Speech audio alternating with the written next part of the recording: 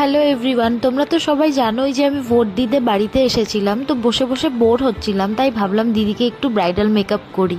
না না, আমি কিন্তু কোনো মেকআপ আর্টিস্ট নই, আমি জাস্ট এমনিই দিদিকে একটু সাজাচ্ছিলাম। আমরা যারা মেয়েরা আছি তারা জীবনে কখনো না কখনো কোনো মেকআপ আর্টিস্টের কাছে ব্রাইড সেজেছি, কিন্তু আমার দিদি কোনো দিনও কারোর কাছে ব্রাইড সাজেনি। তাই ভাবলাম যে ওর যেহেতু বিয়ে ঠিক হয়েছে, একটু সাজিয়ে দেখি যে ওকে কেমন লাগতে পারে, তাহলে আমরাও একটু আইডিয়া পেতাম। এই যে হয়ে গেছে আমার কমপ্লিট ওকে সাজানো। তোমরাও একটু দেখে জানিও তো কেমন সাজিয়েছি। আমার তো দিদিকে বেশ ছোট্ট মোট্ট একটা বউয়ের মতন লাগছিল।